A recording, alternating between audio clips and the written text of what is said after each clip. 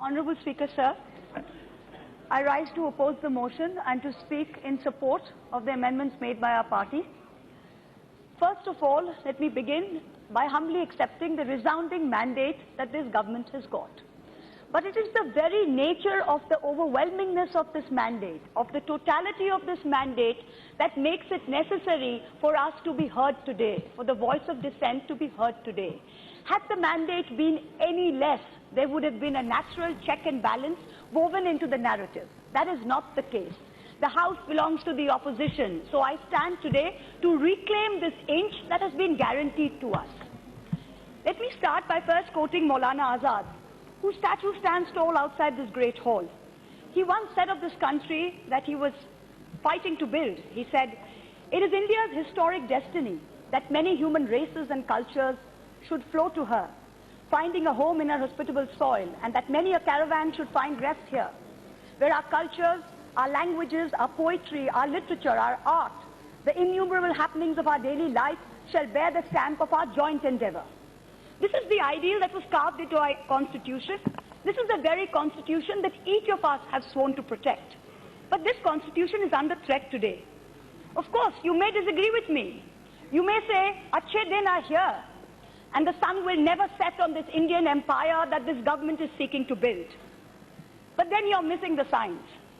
You are missing the signs, and if you would open your eyes, you would see that there are signs everywhere that this country is being torn apart. In the few minutes that have been allotted to me, let me list out these dangerous signs. The first sign: there is a powerful and continuing nationalism that is searing into our national fabric. It is superficial. It is superficial. It is superficial. It is xenophobic. It is xenophobic. Sir, there is no room for professional hecklers inside the corridors of this great hall. There is no room. I urge you to put the House in order. There is a powerful and continuing nationalism being seared into our national fabric. It is superficial, it is xenophobic, and it is narrow. It is a lust to divide. It is not a desire to unite. Citizens are being torn out of their homes and being called illegal immigrants. People who have lived in this country for 50 years are having to show a piece of paper that will prove that they are Indian. In a country where ministers cannot produce degrees to show that they graduated from college, you expect dispossessed poor people to show papers to show that they belong to this country. Slogans and symbols are being used to test allegiance. There is no one symbol, there is no one slogan that can show any Indian that they are a patriot. There is no one test, sir. There is no one test.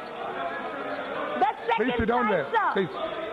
The second sign, there is a resounding disdain. Let her complete. Please sit down. The second sign, sir, there is a resounding disdain for human rights that is permeating every level of government.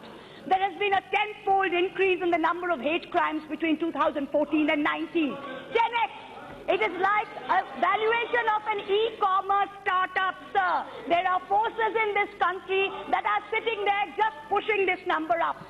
The lynching of citizens in broad daylight is being condoned. From Pehlu Khan in Rajasthan last year to Mr. Ansari in Jharkhand yesterday, the list is not stopping. The third sign: there is an unimaginable subjugation and controlling of mass media today.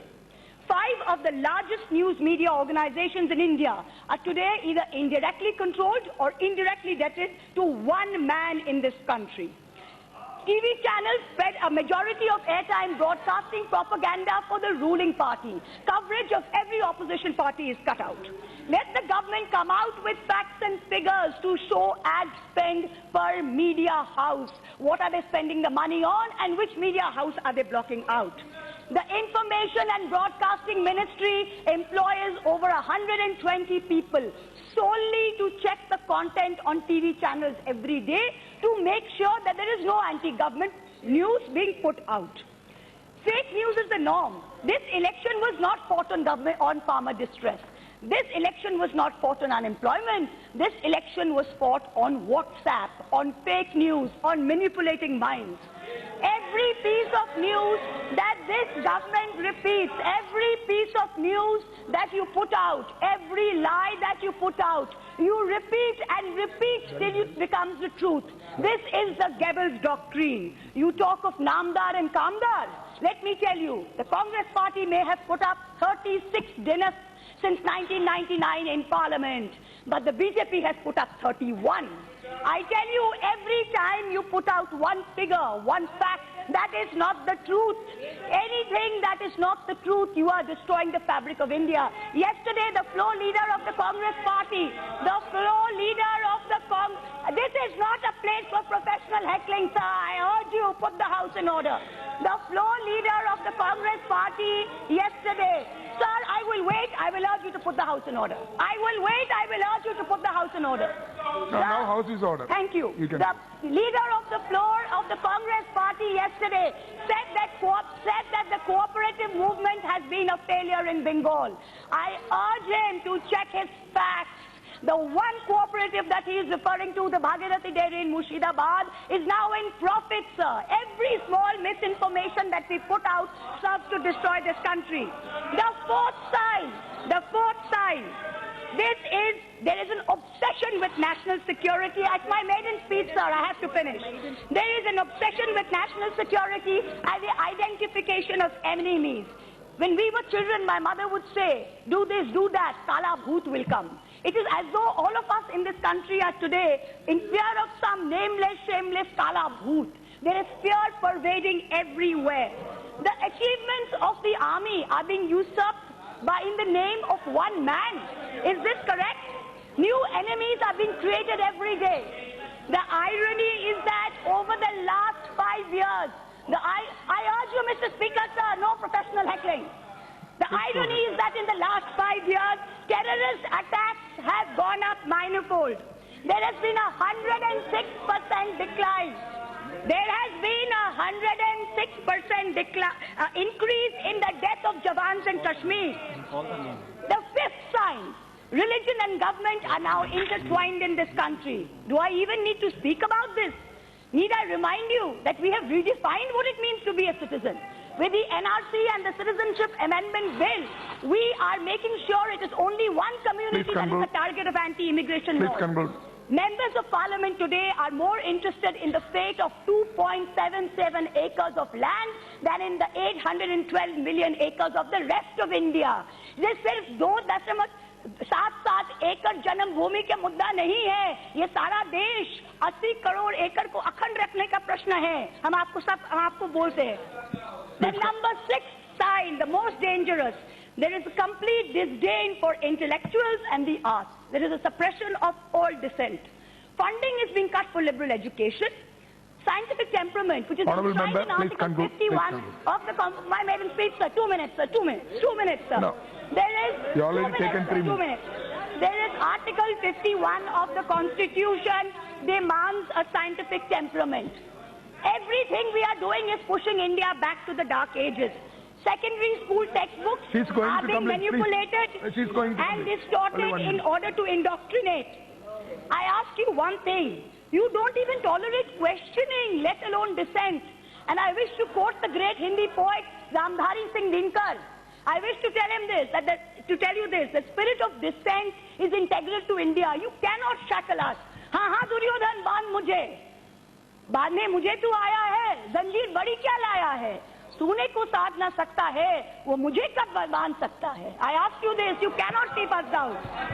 Number 7, the seventh and the last sign. There is an erosion of independence in our electoral system. The election commission is being used to transfer key officials. 60,000 crores was spent on this election, 50% by one party, 27,000 crores. In 2017, the United States Holocaust Memorial Museum put up a poster in its main lobby, and it contained a list of all the signs of early fascism. Each of the 7 signs that I have pointed to you feature on that poster. There is a dangerous fascism rising in India. It is incumbent upon all of us to stand up to it. Let us, the members of this 17th Lok Sabha, decide which side of history do we want to be on. Do we want to be upholders of this constitution, or do we want to be its pallbearers? I do not dispute the resounding mandate that this government has got. But I have the right to disagree with your idea that there was no one before you and there shall be no one after you. Your allotted time is already over. In conclusion, I quote Rahat Indori. In conclusion, I quote the poet Rahat Indori. जो आज साहिब मसनद है वो कल नहीं होंगे, जो आज साहिब मसनद है वो कल नहीं होंगे, किराएदार है जाती मकान थोड़ी ना है, सभी का खून है शामिल यहाँ की मिट्टी में, सभी का खून है शामिल यहाँ की मिट्टी में, किसी के बाप का हिंदुस्तान थोड़ी है। Thank you.